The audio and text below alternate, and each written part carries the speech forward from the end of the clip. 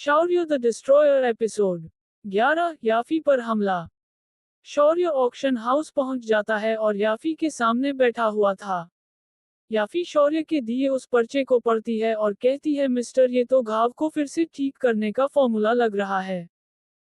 शौर्य भारी आवाज में जवाब देता है, बिल्कुल सही पहचाना। याफी खड़ी होती है और शौर्य के पास आकर कहती है, ऐसा लगता है कि आप फिर से जवान बनाने वाले अमृत से मुकाबला करना चाहते हैं। ऑक्शन हाउस के नियमों की वजह से हम इस तरह के किसी भी झगड़े के बीच में नहीं कूद सकते। इसलिए आपको इन जड़ी बूटियों को ढूंढने का कोई दूसरा रास्ता ढूंढना पड़ेगा। मैं आपकी मदद नहीं कर सकती। शौर्य उसे बताते हुए कहता है, मैं यहाँ सेन परिवार की तरफ से आया हूँ। तभी शौर्य को कुछ एहसास होता है और वो याफी को चुप रहने के लिए इशारा करता है। एकदम से शौर्य के पीछे से याफी की तरफ एक छोटी सुई उसकी गर्दन को निशाना बनाकर तेजी से आती है और शौर्य उसे याफी को लगने से पहले ही रोक लेता है। ये देखकर याफी घबरा जाती है और गुस्से में खड़ी होकर कहती है, मुझ पर हमला करने की हिम्मत किसकी हुई। तभी पीछे से 3 लोग अपना मुंह मास्क से ढक कर तेजी से याफी कर हमला करने के लिए आते हैं। शौर्य वही कुर्सी पर बैठे हुए ही अपने हाथ से उन्हें हवा में उड़ा देता हुआ और एक ही झटके में जमीन पर दे मारता है। वो फिर से उठकर जैसे ही शौर्य पर हमला करते हैं तो शौर्य अपनी शक्ति से तुरंत ही उन्हें उठाकर छत पर दे मारता है और फिर नीचे फर्श पर दे मारता है और वो सब इस बार बेहोश होकर वही फर्श पर ही फैल जाते हैं। याफी इससे काफी ज्यादा चौंक गई थी। तभी एक आदमी याफी के पीछे दूसरी तरफ छिपा हुआ खड़ा था। शौर्य उसे भी महसूस कर लेता है और वहीं से बैठे हुए उस आदमी को अपनी तरफ खींच लेता है और उठाकर मेज पर दे मारता है। आह, प्लीज मुझे छोड़ दो, वो आदमी घबराते हुए कहता है। याफी उसके चेहरे पर से मास्क उतरती है और फिर पूछती है, तुम कौन हो और मुझ पर हमला करने की हिम्मत भी कैसे की। वो आदमी हड़बड़ाते हुए बताता है, ये सब अतरंगी खान ने बोला था। उन्होंने आपको चुपके से किडनैप करने के लिए हमें भेजा था। वो मुझे किडनैप करना क्यों चाहता है? याफी पूछती है।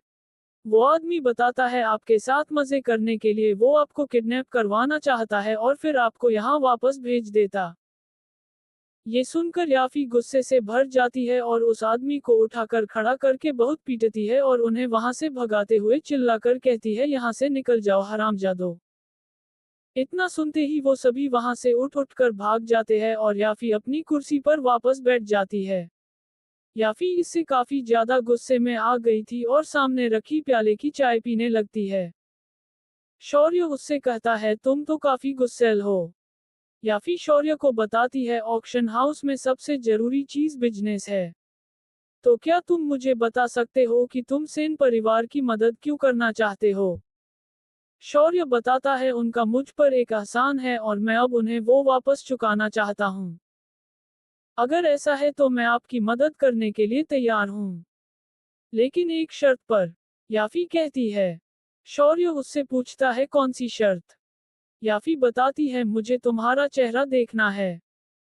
ये सुनकर शौर्य अपना लबादा अपने सिर से हटा देता है और उसका चेहरा देखकर याफी मुस्कुराते हुए कहती है, सोचा नहीं था कि इसके पीछे आप होंगे मास्टर शौर्य। आप सच में सबको चौंका देते हैं। प्लीज इसे एक सीक्रेट ही रखना, शौर्य याफी से कहता है और याफी मुस्कुराने लगती है। जुबैर खान को अतरंगी की इस हरकत के बारे में पता चल जाता है और वो गुस्से में अतरंगी पर चिल्लाते हुए कहते हैं, हद है अतरंगी, मेरी पीठ पीछे मिस याफी के साथ ऐसा करने की तुम्हारी हिम्मत भी कैसे हो गई? अगर हमने माल्या ऑक्शन हाउस को नाराज कर दिया तो फिर आगे भविष्य में हम क्या कर लेंगे? अतरंगी पिताजी को शांत करते हुए कहता है, शांत हो जाए पिताजी। माल्या ऑक्शन हाउस से खबर आ गई है। याफी हमें जड़ी बूटियां देने के लिए तैयार है, लेकिन क्या? जुबैर गुस्से में भड़क कर पूछते हैं। अतरंगी बताता है, वो हमसे सभी चीजों का दाम 5 गुना ज्यादा लेगी। ये सुनकर जुबैर गुस्से से कहता है, 5 गुना? इससे अच्छा वो सीधा हमें लूट ही क्यों नहीं लेती? जुबैर अब थोड़ा शांत होता है और अतरंगी से कहता है, तुम्हारी वजह से याफी भड़क गई है, लेकिन उसने हमारे परिवार से संबंध नहीं तोड़े हैं। शुक्र है कि हम थोड़े खुशकिस्मत थे। लेकिन पिताजी, हमारे पास अभी उतना पैसा नहीं है और याफी के भेजे हुए लोग कह रहे थे कि वो हमें तैयार रहने के लिए बस 2 दिन दे रही है। अतरंगी बताता है। अतरंगी की बात सुनकर जुबैर लंबी सांस भरते हुए कहता है, सेन परिवार को हराने की बात है, इसलिए हमें ये स्वीकार करना ही होगा, वरना तुमने जो किया है उससे दाम 50 गुना भी हो सकते थे। जितना भी पैसा घर पर है वो लेकर जाओ और ऑक्शन हाउस से सब कुछ खरीद लाओ। अब देखते हैं कि सेन परिवार हमारे बनाए जवान करने की दवाई को कैसे पछाड़ते हैं। जी पिताजी, अतरंगी उनकी हाँ में हाँ मिलाते हुए कहता है। अतरंगी को अभी तक अपने पीछे ही खड़ा देखकर जुबैर गुस्से में फिर से उस पर चिल्लाते हुए कहता है, तुम अभी तक यही खड़े हुए हो, यहाँ से जल्दी जाओ। इतना सुनकर अतरंगी वहां से भाग जाता है। रात हो रही थी और जयंत सेन अपने दोनों साथी वीर और चंद्र के साथ बैठे हुए थे। वीर सेन बताते हुए कहते हैं, हमने सोचा नहीं था कि पैसों के लिए ऑक्शन हाउस जुबैर परिवार को सारी चीजें बेच देगा। आगे चंद्र सेन बताते हुए कहते हैं, अगर जुबैर परिवार ऐसे ही ऑक्शन हाउस से सारी चीजें खरीद कर उन पर अपना अधिकार जमाता रहेगा तो मुझे डर है कि हमारा सेन परिवार ज्यादा समय तक नहीं टिकेगा। अपने साथियों की बात सुनकर जयंत सेन भी सोच में पड़ जाते हैं और कहते हैं, मुझे याफी से बात करनी होगी। तभी एकदम से उनके घर का बड़ा सा दरवाजा खुलता है और बाहर से बड़ी बड़ी लकड़ी की गाड़ियां कुछ आदमी घर के अंदर की तरफ लाने लगते हैं। ये देखकर सब चौंक जाते हैं। जयंत सेन को भी कुछ समझ नहीं आ रहा था। देखते ही देखते 5 लकड़ी की सामान से लदी हुई गाड़ियां घर के अंदर आ जाती है और फिर उन्हें लाने वाले लोग वहां से चले जाते हैं। तभी बाहर से याफी अंदर की तरफ आकर उनकी तरफ आने लगती है और जयंत सेन के दोनों आदमी ये देखकर खड़े हो जाते हैं। याफी अंदर आते हुए बताते हुए पूछती है, कैसे है लीडर जयंत सेन, मैं सारा सामान सेन परिवार के लिए ले आई हूँ। तो क्या अब आपको पहले से ज्यादा राहत महसूस हो रही है? सारा सामान, लेकिन आप तो इसे जुबैर परिवार को बेचने वाली थी। वीर पूछते हैं। याफी कुर्सी पर आकर बैठ जाती है और कहती है, क्या मैं अपना इरादा नहीं बदल सकती? जयंत सेन खड़े हो जाते हैं और याफी के पास आकर बताते हुए कहते हैं, लेकिन हमारे पास अभी उतने पैसे नहीं है। कोई बात नहीं, इससे फर्क नहीं पड़ता, मुझे आप पर पूरा भरोसा है, याफी कहती है। सच में? जयंत सेन चौंक कर पूछते हैं। याफी हाँ में अपनी गर्दन हिला देती है और जयंत सेन खुश होकर याफी का शुक्रिया करते हुए कहते हैं, आपका बहुत बहुत शुक्रिया मिस याफी। लीडर सेन, आपको मेरा शुक्रिया करने की कोई जरूरत नहीं है, मैं तो बस पुराने मास्टर का एहसान चुका रही हूँ, याफी बताती है। ये सुनकर जयंत सेन चौंक कर पूछते हैं, पुराना मास्टर? तभी लबादा ओढ़े शौर्य लकड़ियों की गाड़ियों के पीछे से आगे आने लगता है। शौर्य का चेहरा ढका हुआ था इसलिए कोई उसे पहचान नहीं पाता। जयंत सेन और बाकी सब हैरानी से उसकी तरफ देखने लगते हैं, पर याफी शांत बैठी हुई थी। तभी शौर्य अपने हाथ को बाहर निकालता है और उसके हाथ से सफेद ऊर्जा निकलने लगती है। ये देखकर जयंत सेन और उनके साथी हरकत में आ जाते हैं। तभी शौर्य अपने दोनों हाथों को ऊपर हवा में उठाता है और एकदम से लकड़ी की सारी गाड़ियों समेत सारा सामान ऊपर हवा में उड़ जाता है।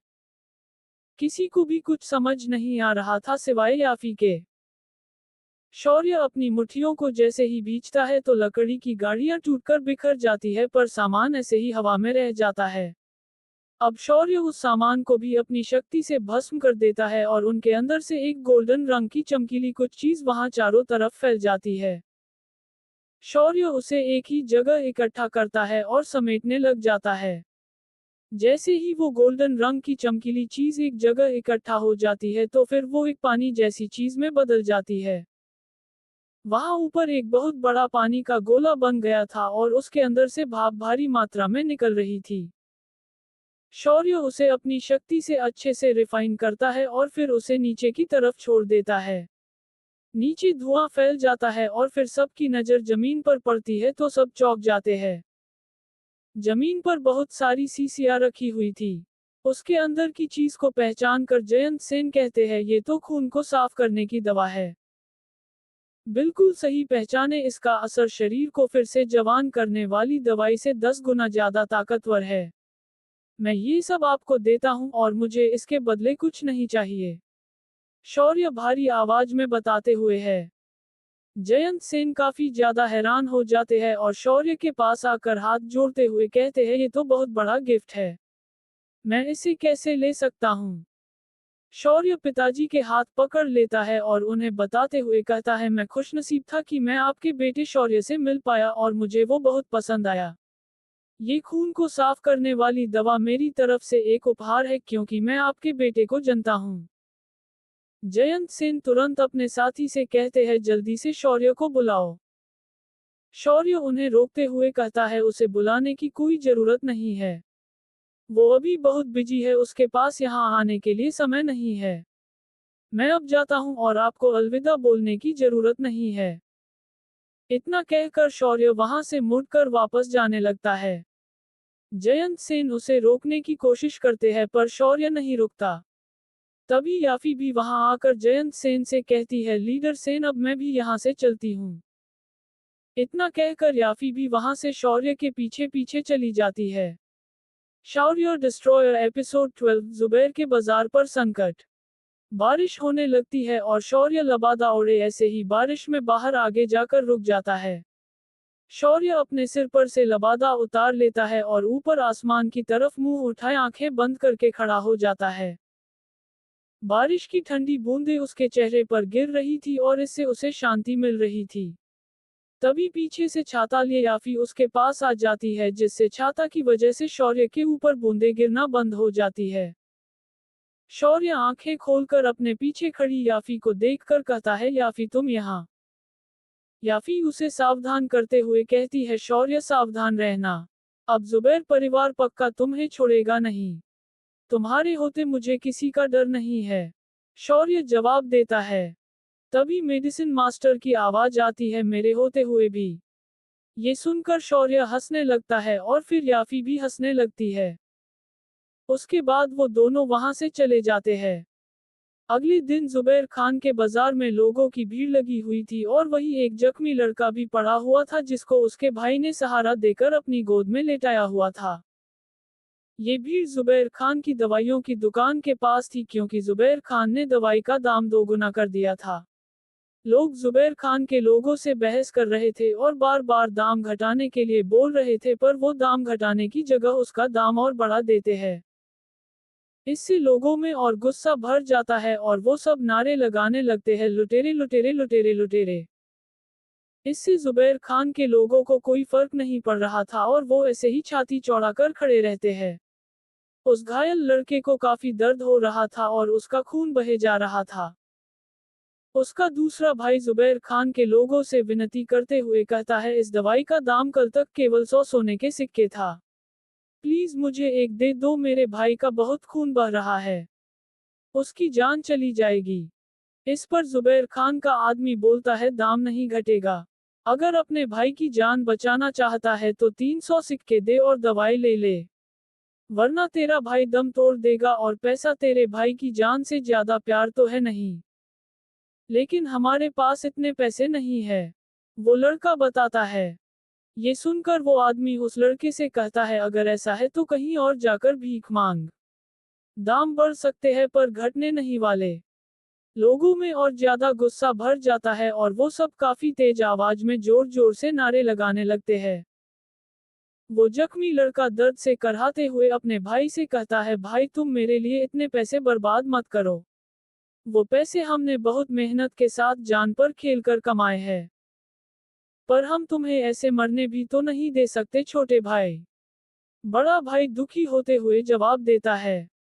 वो सब काफी परेशान थे और जुबैर के लोग दाम घटाने को तैयार नहीं थे।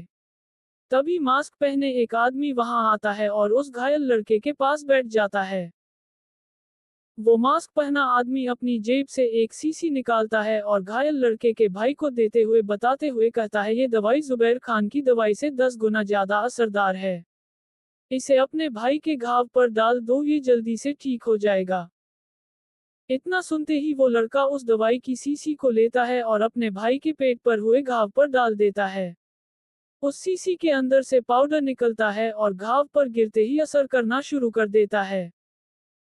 इससे उस लड़के की दर्द से चीखें निकलनी शुरू हो जाती है।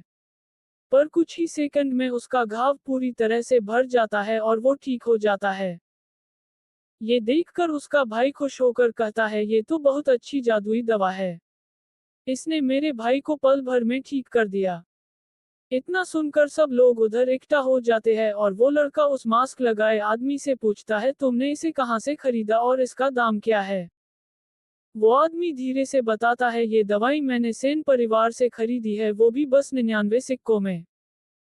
ये सुनकर वहां खड़े लोग चौंक कर कहते हैं, ये तो बहुत कम दाम है। चलो जल्दी से चलते हैं। इतना कहकर वो सभी लोग वहां से सेन परिवार के बाजार की तरफ भाग जाते हैं। लोगों की भीड़ को वहां से भागता देखकर जुबैर खान के लोग चौंक जाते हैं और उनमें से जो लीडर था वो अपने बाकी साथियों से कहता है, जल्दी से लीडर जुबैर को इसके बारे में बताओ, ये इमरजेंसी है। इतना सुनते ही वो लोग वहां से जुबैर परिवार के घर की तरफ भागते हैं। सेन परिवार की दुकान के पास लोगों की लंबी लाइन लग जाती है और शौर्य वही दरवाजे के सहारे खड़ा होकर सब पर नजर रख रहा था। शौर्य काफी देर से ऐसे ही खड़ा था और अब वो आराम करने लगता है, तभी मेडिसिन मास्टर उससे कहते हैं, रिलैक्स मत करो। जुबैर परिवार इतनी आसानी से हार नहीं मानेगा। अतरंगी को सब पता चल जाता है और वो अपने पिता को सब बता देता है। जुबैर अभी भी अपनी गद्दी पर बैठे हुए थे। तभी अतरंगी चिंता करते हुए फिर से कहता है, पिताजी, हमारा बाजार गिरता जा रहा है। ये बिल्कुल भी अच्छा नहीं है। जुबैर अतरंगी से पूछते हैं, उनके पास सामान खरीदने जितने पैसे कहाँ से आए? हमें नहीं पता पिताजी, अतरंगी जवाब देता है। ठीक है, दवाई का दाम आधा कर दो, इससे दाम के बीच में जंग छिड़ जाएगी। देखते हैं सेन परिवार कहाँ तक दाम घटाता है। जुबैर बताते हुए कहते हैं। तभी तेजी में उनका सिपाही भाग कर आता है और घुटने जमीन पर टेक कर हाथ जोड़ते हुए बताता है, लीडर, ऑक्शन हाउस ने वो सारा सामान सेन परिवार को दे दिया जो हमने मंगवाया था। ये सुनकर अतरंगी चौंक कर पूछता है, तुमने अभी क्या कहा? जुबैर भी गुस्से में खड़ा हो जाता है और तेज आवाज में कहता है, याफी, उस हरामजादी की इतनी हिम्मत। वो सिपाही आगे बताता है, मिस याफी ने भी एक संदेश दिया है। उन्होंने कहा है कि आगे आने वाले समय में ऑक्शन हाउस जुबैर परिवार के लिए कुछ भी काम नहीं करेगा। पिछले सारे वादे तोड़े जाते हैं और उन्होंने बताया है कि उन्होंने ये जो भी किया है उसकी वजह आप खुद जानते हो।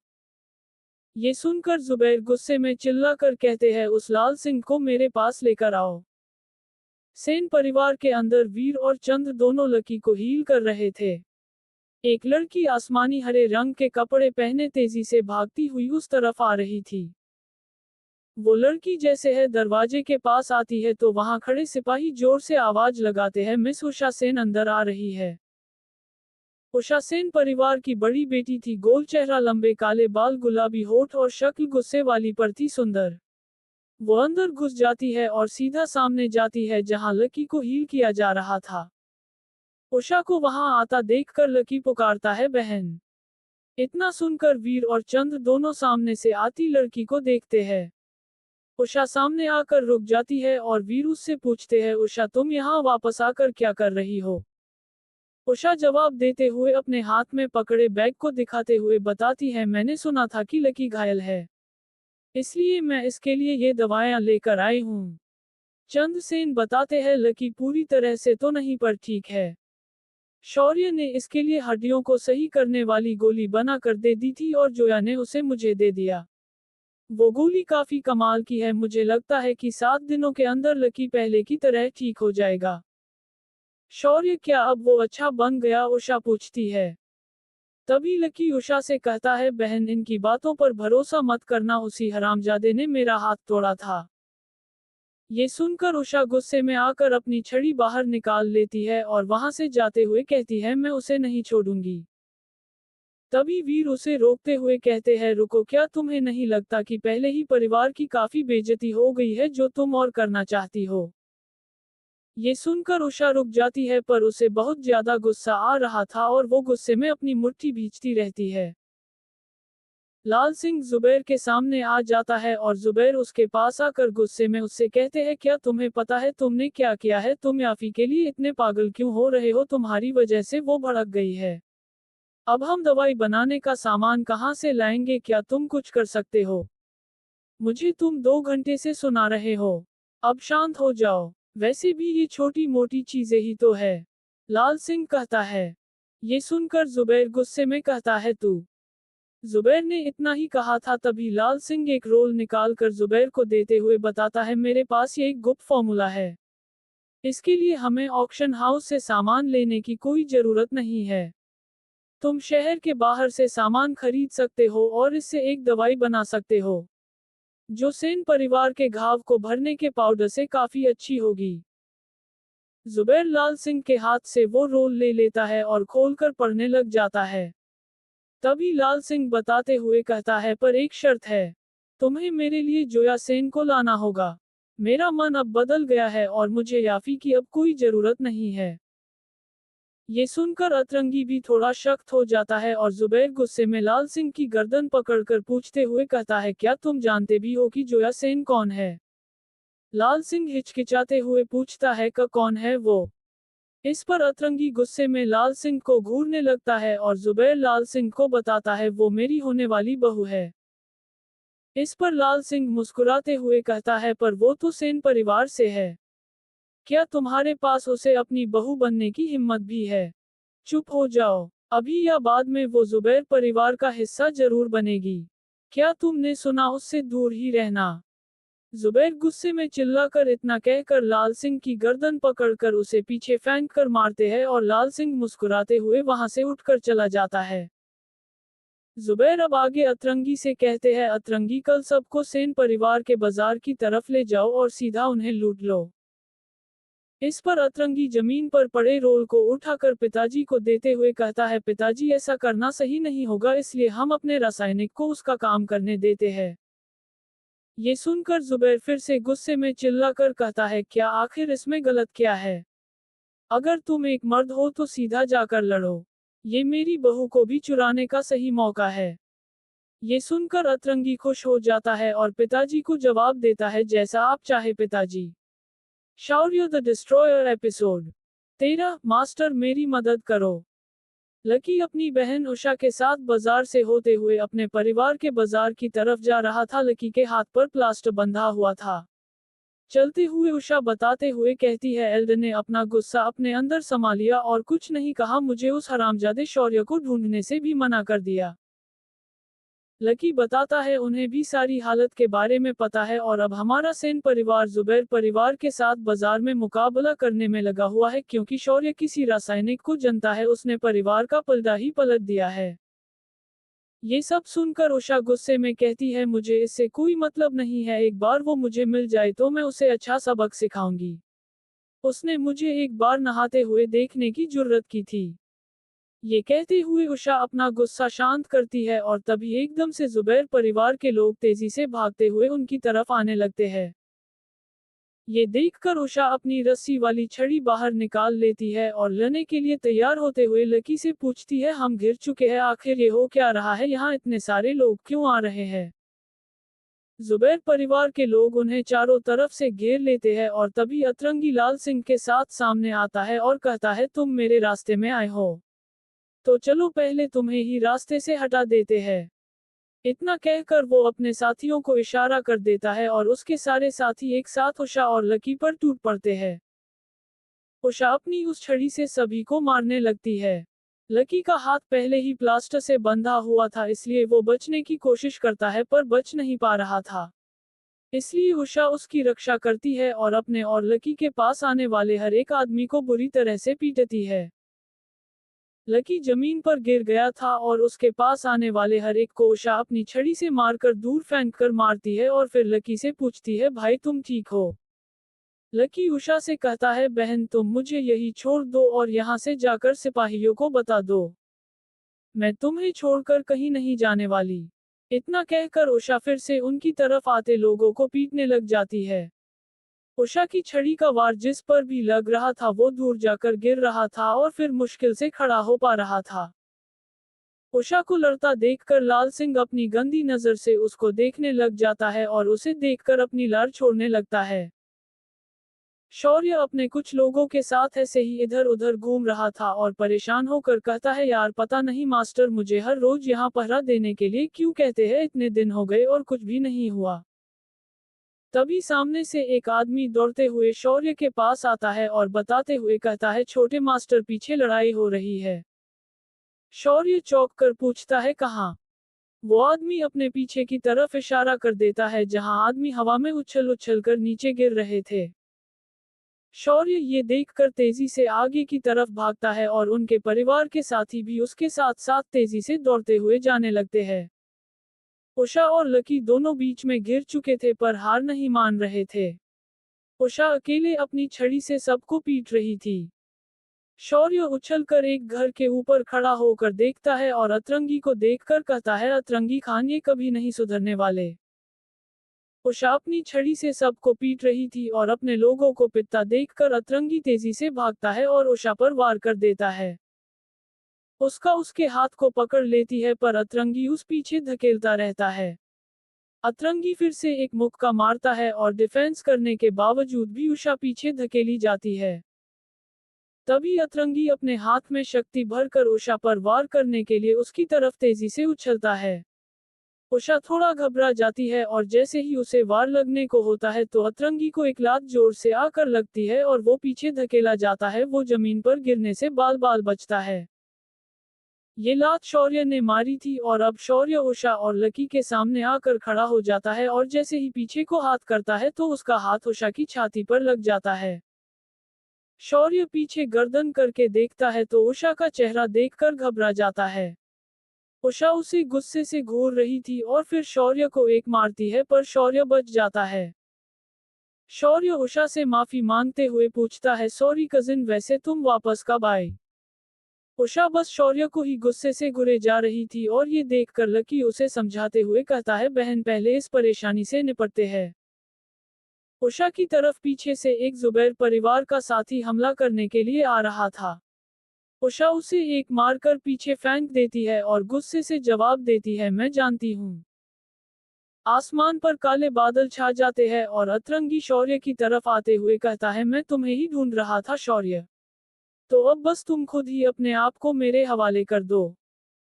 अतरंगी लेने के लिए आ रहा था और शौर्य भी सीधा उसकी तरफ भागकर उस पर हमला करने लगता है। दोनों की एक दूसरे से मुंह और लातों से लड़ाई होने लगती है। दोनों एक दूसरे को बराबरी की टक्कर दे रहे थे। तभी अतरंगी शौर्य को पीछे की तरफ लात मारकर धकेल देता है। शौर्य को मौका मिला जाता है और अपनी आग की शक्ति का इस्तेमाल करके अगले दोनों हाथों को ऊपर उठाता है और एक आग की बहुत बड़ी बॉल बना लेता है और फिर उसके साथ थोड़े दूर रखी लकड़ी की मेजों को अपनी तरफ खींच लेता है। लकड़ी की वो मेजें आग में जलने लगती है और शौर्य के शरीर के चारों तरफ घूमने लगती है।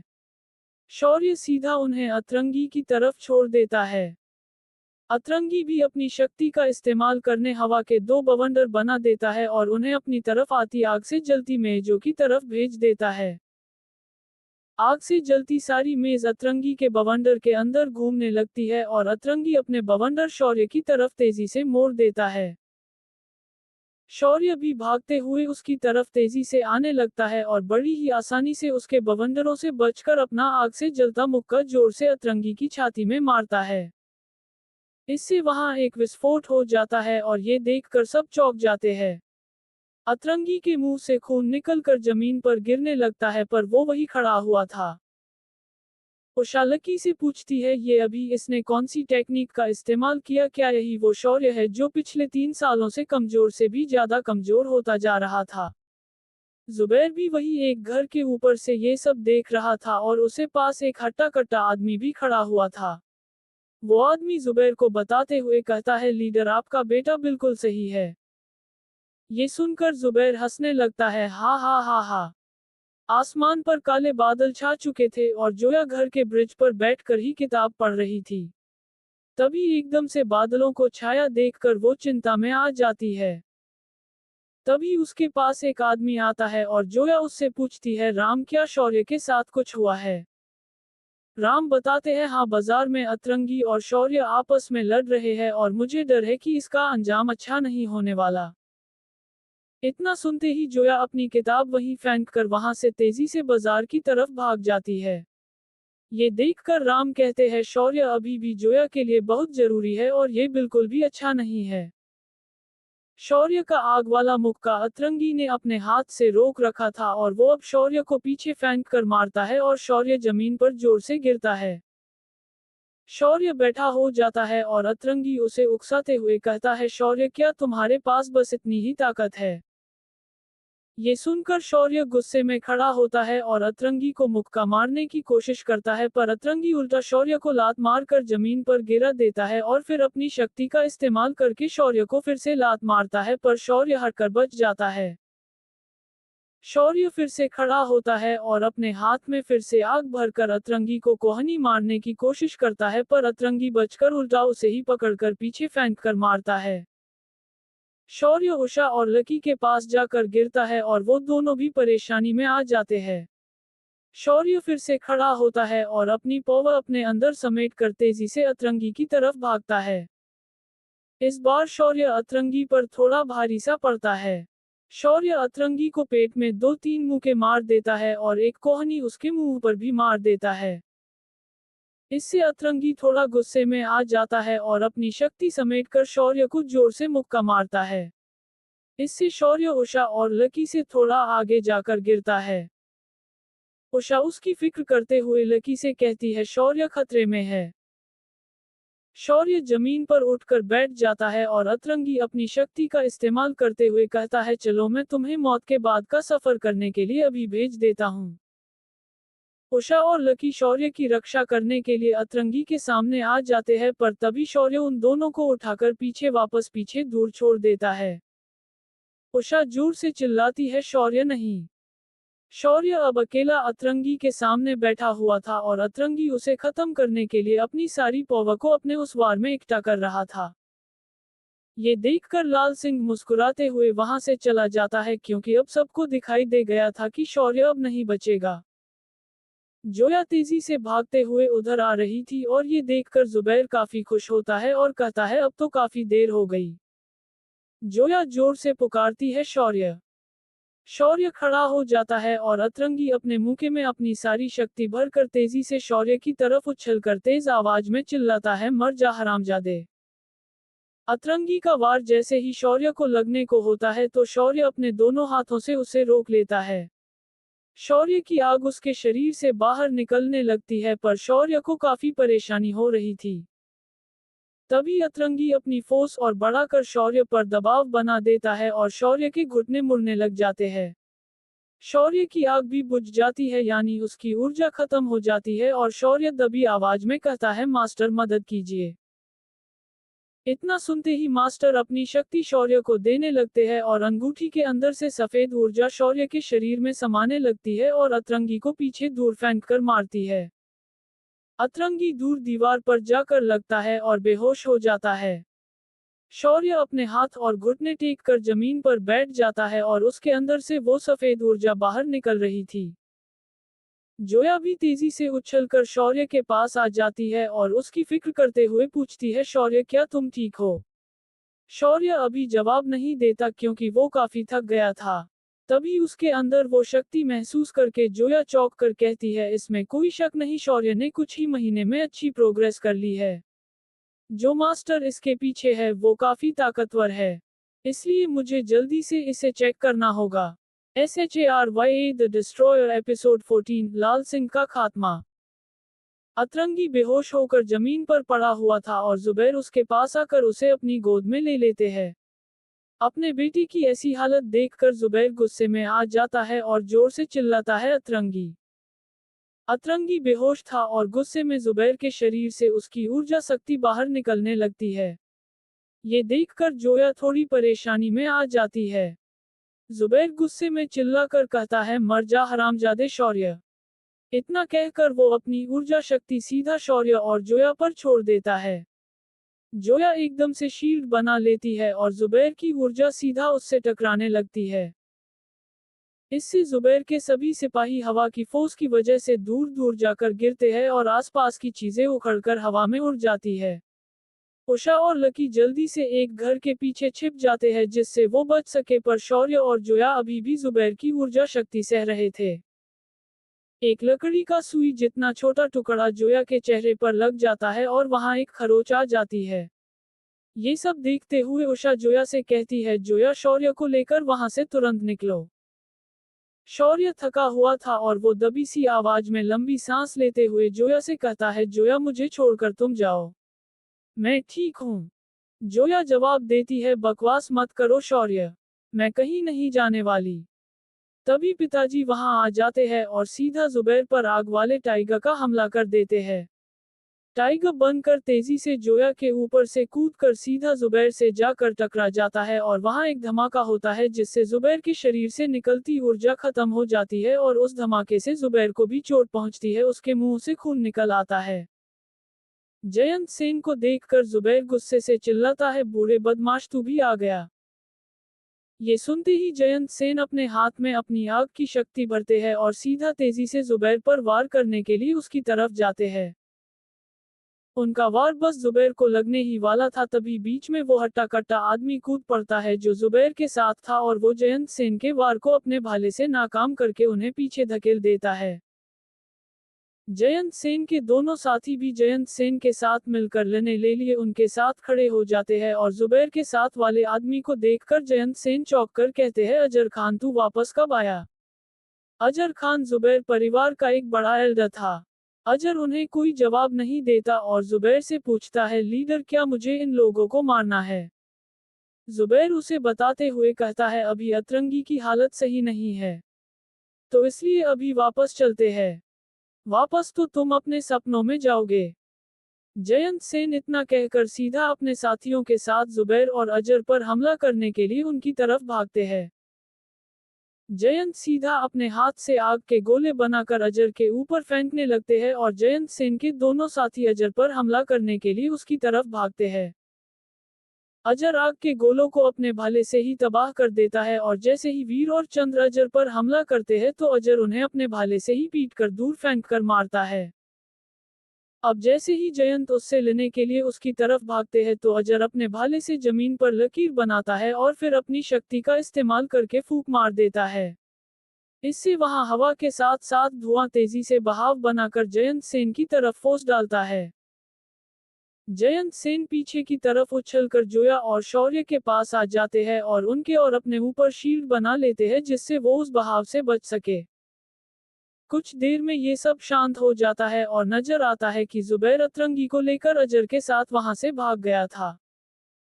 शौर्य को सांस लेने में थोड़ी तकलीफ हो रही थी और पिताजी उसकी फिक्र करते हुए पूछते हैं, बेटा तुम ठीक तो हो ना, कहीं चोट तो नहीं लगी? शौर्य कुछ देर सांस लेने के बाद बताता है, हाँ अब मैं ठीक हूँ पिताजी। कुछ देर सांस लेने के बाद सब ठीक लग रहा है। पिताजी उसे घाव भरने की दवाई देते हुए कहते हैं, ये लो मैं तुम्हारे लिए घाव भरने की दवाई लाया था। इससे पहले अपने घाव को सही करो। शुक्रिया पिताजी, इससे काफी मदद मिलेगी। इतना कहकर शौर्य पिताजी से वो सीसी ले लेता है और तभी उसकी नजर जोया के चेहरे पर लगी खरोच पर जाती है। शौर्य जोया के चेहरे पर लगे घाव को देखकर उसको छूते हुए कहता है, जोया तुम्हें भी इस दवाई का थोड़ा इस्तेमाल करना चाहिए, तुम्हें भी चोट लग गई है। जोया शौर्य को उसकी इतनी फिक्र करते देखकर खुश होकर मुस्कुराने लगती है। तभी चंद्र उसके पास आकर कहते हैं, जुबैर भाग गया। अगर वो और थोड़ी देर यहाँ रुकते तो हालात काफी ज्यादा खराब हो जाते। वीर भी लकी को अपनी शक्ति से हील करते हुए बताते हुए कहते हैं, हाँ बिल्कुल सही कहा। अगर लड़ने की बात आती है तो अजर जुबैर परिवार का दूसरे नंबर का सबसे ताकतवर आदमी है। अगर हम उससे लड़ते रहते तो हालात अभी से भी ज्यादा खराब हो जाते। बिल्कुल सही है, और उनके साथ लाल सिंह भी था। वो लाल सिंह ही उनके लिए दवाइयां बना रहा है और उसकी मदद से ही जुबैर परिवार हमसे आखिर तक मुकाबला करना चाहता है। चंद्र बताते हैं। उनकी बातें शौर्य और जोया गौर से सुन रहे थे और जोया गुस्से में शक्त होकर पुकारती है, लाल सिंह। जुबैर अपने घर पर लाल सिंह के पास था और अतरंगी को होश आ गया था, वो कुर्सी पर बैठा हुआ था। लाल सिंह जुबैर को बताते हुए पूछता है, तो आपने क्या सोचा है लीडर जुबैर खान? मेरे मास्टर ने मुझे बहुत से तरीके सिखाए हैं। मेरे पास ये काम करने के लिए 100 तरीके हैं, इसलिए जितनी जल्दी आप राजी होंगे उतनी जल्दी ही मैं अपना काम कर पाऊंगा और फिर सेन परिवार ज्यादा दिनों तक क्राउन शहर में टिक नहीं पाएगा। हुंकार भरते हुए जुबैर कुछ सोचने लगता है और लाल सिंह ये देखकर पूछते हुए कहता है, लगता है कि लीडर जुबैर खान ने अभी तक कुछ सोचा नहीं है। चलो फिर मैं यहाँ से चला जाता हूँ और आप सोचते रहिए। इतना कहकर लाल सिंह वहां से जाने लगता है और जाते हुए जोर से हंसते हुए जाता है, हा हा हा हा ही हा हा हा। अतरंगी एक व्हीलचेयर पर बैठा हुआ था और अपने पिता की तरफ आते हुए पुकारता है, पिताजी। जुबैर हाँ में हुंकार भरते हैं और अतरंगी उनके पास आकर उन्हें बताता है, आज जो हुआ उसके हिसाब से शौर्य सेन ताकतवर होता जा रहा है। हालांकि यमन समुदाय सेन परिवार के बिजनेस की कोई भी परवाह नहीं करता, पर अगर शौर्य सेन की लड़ाई सच में नैना नागा से हुई तो फिर जो परिवार क्राउन शहर में ज्यादा दिनों तक नहीं टिकेगा वो परिवार हम होंगे। अतरंगी की बात सुनकर जुबैर उससे पूछते हैं, तो फिर तुम क्या चाहते हो? अतरंगी जवाब देते हुए कहता है, परिवार की उन्नति के लिए मुझे जोया सेन को भूलना होगा जिसे मैंने बहुत चाहा है। जो मैं हासिल नहीं कर सकता वो शौर्य सेन को भी कभी नहीं मिलेगा। अतरंगी की बात सुनकर जुबैर एक पल के लिए चौंक जाते हैं और फिर शांत होकर जवाब देते हैं, ठीक है, जैसा तुम चाहो। रात हो जाती है और उसी के साथ शौर्य अपना लबादा पहनकर तैयार हो जाता है। मास्टर उसे बताते हैं, अब बस हमारे रास्ते में लाल सिंह है जो जुबैर परिवार की मदद कर रहा है। जिस ड्रग को वो बनना चाहता है उसकी बहुत जल्दी लत लग जाती है और कुछ बेकार रासायनिक ही इस कचरे से पैसे कमाते हैं। मास्टर की बात सुनकर शौर्य कहता है, वो आदमी खुद भी एक कचरा ही है। ठीक है, तो आज रात उसे ठिकाने लगा देते हैं। मास्टर शौर्य से कहते हैं। ये सुनकर शौर्य खड़ा होता है और घर से निकल जाता है। लाल सिंह अपने कमरे में था और दो लड़कियों के साथ दारू पीते हुए मस्ती कर रहा था। एक लड़की बेहोश हो जाती है और लाल सिंह दूसरी लड़की को चूमते हुए कहता है, जोया सेन मैं तुम्हें अभी ही शादी करने के लिए ले जा सकता हूँ और अभी तुम्हारे साथ सुहागरात मना सकता हूँ। वो लड़की लाल सिंह से कहती है, मास्टर मैं लिंसी हूँ। तभी एकदम से लाल सिंह के पीछे एक चमकती हुई रोशनी आती है जिसे लिंसी देख लेती है। वो रोशनी जोया के शरीर से निकल रही थी। जोया उस लड़की को चुप रहने के लिए इशारा करती है और अपनी शक्ति उस पर छोड़कर उसे बेहोश कर देती है। वो बेहोश लड़की पीछे की तरफ गिर जाती है और इससे लाल सिंह हरकत में आ जाता है और पीछे की तरफ देखते हुए पूछता है, कौन है? लाल सिंह को अब जोया दिखाई देती है और लाल सिंह खुश होते हुए उसकी तरफ बढ़ते हुए कहता है, ये तो जोया सेन ही खुद यहाँ आ गई। ऐसा लगता है कि तुम खुद ही मेरी पत्नी बनने के लिए बेसब्र हो रही हो। चलो अभी ही सुहागरात मना लेते हैं। जोया के शरीर से गोल्डन रंग की रोशनी निकल रही थी और उसकी आंखें भी सुनहरी चमकने लगती है। जोया बिना कुछ कहे हवा में उड़ रही थी। अब जैसे ही लाल सिंह उस पर झपटता है तो जोया गोल्डन रोशनी में बदलकर उसकी पकड़ में आ जाती है और वो रोशनी एकदम से लाल सिंह के शरीर के पार हो जाती है। लाल सिंह की जोर से चीख निकलती है, आह! उसका खून ऊपर और नीचे बिखर जाता है। गोल्डन रोशनी उसके शरीर के साथ साथ घर की छत से भी पार हो जाती है। शौर्य घर की छत पर आ जाता है और तभी वो गोल्डन रोशनी उसके ठीक आगे से घर की छत से पार होती है और फिर सीधा आसमान की तरफ जाकर जंगल की तरफ चली जाती है। शौर्य ये देखकर काफी ज्यादा हैरान होता है। वो रोशनी जंगल में उतर कर फिर से जोया में बदल जाती है और जोया इससे काफी ज्यादा थक गई थी और अब वो वहां से वापस परिवार की तरफ जाने लगती है। छत में हुए इतने बड़े छेद से शौर्य नीचे देखता है और लाल सिंह को जमीन पर पड़ा देखकर काफी ज्यादा चौंक जाता है, क्योंकि जिसे वो मारने आए थे उसे कोई और मार गया था। शौर्य नीचे कूदता है और लाल सिंह की नब्ज देखता है और मास्टर बताते हैं, इसकी सांसें नहीं चल रही, ये मर गया है। शौर्य उस गोल्डन रोशनी को पहचान गया था और कहता है, मैंने सोचा नहीं था कि उसने गुप्त टेक्निक भी सीख ली होंगी। तभी बाहर से तेजी से किसी की सीढ़ियों से उस तरफ आने की आवाज आती है, मास्टर लाल सिंह के कमरे में कुछ हुआ है, जल्दी से मेरे साथ चलो। ये आवाज सुनकर शौर्य खड़ा हो जाता है और मास्टर उससे कहते हैं, सिपाही आ रहे हैं, यहाँ से निकलो। इतना सुनते ही शौर्य वहां से तुरंत चला जाता है। जोया भी आम लड़कियों की तरह ही थी, पर उसके पास काफी ज्यादा शक्ति थी जिसकी मदद से उसने आज लाल सिंह को मार डाला था। आखिर जोया के पास इतनी शक्ति कैसे आई? उसके पास इतनी शक्ति होने के बाद भी वो सबसे छिपाती क्यों थी? लाल सिंह मर गया था और अब आगे क्या होगा? क्या जुबैर इसका पता लगा पाएगा या सीधा सेन परिवार के खिलाफ कोई नई चाल चलते? जानने के लिए जुड़े रहिए मेरी इस कहानी के साथ। शौर्य द डिस्ट्रॉयर एपिसोड 15 जादुई मॉन्स्टर्स का जंगल। जोया अपने सेन परिवार के अंदर वापस आ जाती है और वो थोड़ी निराश डरी हुई से आगे बढ़ रही थी क्योंकि उसकी शक्ति कमजोर पड़ गई थी। शौर्य उसे घर की छत के ऊपर से पीछे से देख रहा था और उसकी तरफ जाने की कोशिश करता है। तभी मास्टर शौर्य को रोकते हुए कहते हैं, मत जाओ शौर्य। जोया एक ताकतवर लड़की है। मैं नहीं चाहता कि तुम्हें उसका ये रूप देखना चाहिए। वो उस गुप्त टेक्निक का इस्तेमाल करने से कमजोर पड़ गई है, पर तुम चिंता मत करो, ये गुप्त टेक्निक का इस्तेमाल करने के कुछ नुकसान होते हैं। मैं जोया के लिए एक शक्ति बढ़ाने वाली गोली बना दूंगा और ये जल्दी ही ठीक हो जाएगी।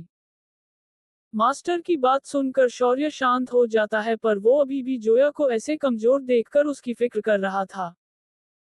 मास्टर शौर्य से फिर से कहते हैं, मुझे पता है कि तुम जोया की बहुत फिक्र करते हो, पर अभी तुम्हारे पास करने के लिए बहुत कुछ है, इसलिए अभी चलो। ये सुनकर शौर्य वहां से चला जाता है। जुबैर, अजर, अतरंगी और उनके सिपाही लाल सिंह के कमरे के अंदर आ गए थे। अजर छत में हुए उस बड़े से छेद को देख रहा था और सिपाही मरे हुए लाल सिंह के ऊपर कपड़ा ढक देते हैं और दो सिपाही लाल सिंह की लाश को उठाकर वहां से ले जाते हैं। जुबैर चुपचाप बैठा हुआ था और अजर उससे पूछता है, लीडर हमें अब क्या करना चाहिए? लगता है कि सेन परिवार को पहले से ही हमारे प्लान के बारे में पता था। उसकी बात सुनकर जुबैर जवाब देता है, लगता है कि अब हमें सब जल्दी करना पड़ेगा। लेकिन लाल सिंह तो मर गया है, अजर कहता है। इस पर अतरंगी बताते हुए कहता है, चिंता मत कीजिए, मैं लाल सिंह के मास्टर को खत लिखकर भेज दूंगा।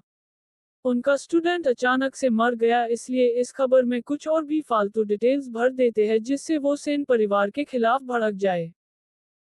अतरंगी की बात सुनकर अजर काफी खुश होता है और जुबैर अजर से कहता है, एल्डर अजर, तुम्हें अभी दवाई की जड़ी बूटियां लाने के लिए जाना होगा। अगर पैसों की कमी है तो जमीन के पेपर ले जाओ, हम अलग होकर काम करेंगे। ठीक है। इतना कहकर अजर सीधा वहां से निकल जाता है। दिन निकलते ही शौर्य ऑक्शन हाउस पहुंच जाता है। याफी खिड़की पर बैठकर एक किताब पढ़ रही थी और लबादा और शौर्य को वो वहां आता पहचान कर तुरंत वहां से उठ खड़ी हो जाती है और उसी कमरे में आ जाती है जहां वो शौर्य से मिला करती थी। शौर्य कमरे के अंदर आ जाता है और अपने सिर से लबादा उतर देता है। याफी उससे पूछती है, वैसे आज मुझे नहीं पता कि छोटे मास्टर शौर्य को यहाँ आज क्यों आना पड़ा। शौर्य उसे बताता है, मुझे खबर मिली है कि जुबैर खान जड़ी बूटियां खरीदने की तैयारी कर रहा है ताकि वो नशीली ड्रग अल्ट्रैक्स बना सके। क्या आप जानती है कि वो कहां से जड़ी बूटियों खरीद रहे हैं? अल्ट्रैक्स, ये तो बहुत खतरनाक है। इसी वजह से जुबैर परिवार का दूसरा एल्डर शहर से बाहर गया था। याफी सोचते हुए कहती है। याफी के मुंह से ये सुनकर शौर्य उससे पूछता है, क्या तुम जानती हो कि वो कहाँ गया है? इस पर याफी पहले सोचने का नाटक करती है और फिर एक रोल निकालकर शौर्य को दे देती है। शौर्य तुरंत उस रोल को खोलता है और पाता है कि वो एक नक्शा था। याफी शौर्य को बताती है, क्राउन शहर के आसपास मुझे लगता है कि जो दवाइयों की स्टोर जादुई बीस्ट जंगल के पूर्व में है, वो वही गया है। वही जुबैर परिवार के लिए काफी जड़ी बूटियां मिल सकती है। नक्शा देखकर और याफी की बात सुनकर शौर्य पूछते हुए कहता है, ऐसा लगता है कि आपको पहले से ही पता था कि मैं यहाँ आऊंगा। इस पर याफी मुस्कुराकर वहां से जाते हुए शौर्य से कहती है, अपना ख्याल रखना। याफी के जाने के बाद शौर्य लबादा ओढ़कर वहां से निकल जाता है। शौर्य अपने पिता के साथ क्राउन शहर से बाहर जाने वाले ब्रिज के पास एक पत्थर के ऊपर आ जाता है। नीचे जुबैर परिवार के सिपाही थे और शौर्य अपने पिता की तरफ पलटकर कहता है, पिताजी, ब्रिज सामने है। मुझे लगता है कि अब अलविदा बोलने का समय आ गया है।